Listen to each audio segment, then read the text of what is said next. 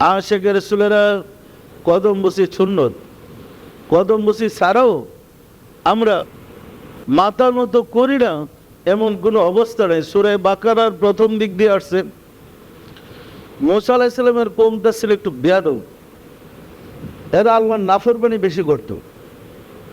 মান্না সালোয়া পাঠানোর পরে এদের পছন্দটা মুসারে কয়, হে মুসা, তোমার আল্লাহকে গিয়া বলো আমাদেরকে রসুন দেওয়ার জন্য, পেঁয়াজ দেওয়ার জন্য, গম দেওয়ার জন্যে, আমরা এগুলা চাষাবাদ করে খাবো, মাগনা খাইতেছে না। দেখছে না কি সুন্দর কথা, সূরা বাকারার মধ্যে আছে। তখন মুসা আলাইহিস সালাম আল্লাহর কাছে বললেন, বলার পরে আল্লাহ বললেন যে ওই পাহাড়ের পিছনে যেতে বলো, পাহাড়ের একটা সড়ক আছে, যে এটা দিয়ে মাথা নত করে যাবে আর বলবে খাত্তাতুন খাত্তাতুন, আমরা অপরাধ করেছি, ক্ষমা চাই ক্ষমা চাই। হ্যাঁ ঠিক আছে যাব। যাইবার সময় আগে পাও ঢুকাইয়া দিছে, মাথা নত করবে না। পাও ঢুকাইতে চিদিয়া গয়, মানে গম চাই রুটি চাই। আল্লাহ কইছে খাত্তাতুন, এরা কয় খান্তাতুন, আমরা গম চাই রুটি চাই। কি উল্টা হয়েছে না? কি নাফরমানি দল। তো যারা উদ্যত্তপূর্ণ অবস্থায় রাস্তাঘাটে চলে, সমাজের মানুষ তাদেরকে ভালো জানে না। এত হুসুট খেয়ে পড়বি, উপর দিকে সিনা টান করে চললে হুসুট খেয়ে পড়বে না, পড়বে না।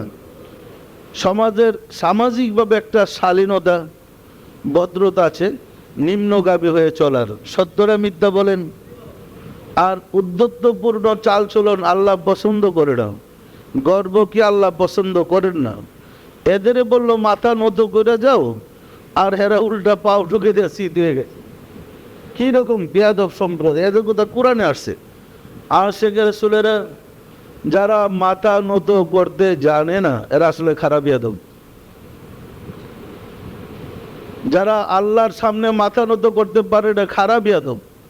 বেয়াদবের মধ্যে আর কোনো মানে ত্রুটি নাই যে এরা বেয়াদব। যে সত্যটা মিথ্যা বলেন তো, নির্ঘাত বেয়াদব ছাড়া আল্লাহর সামনে কেউ মাথা নত করে মানে মানে মাথা নত করতে চাবে না।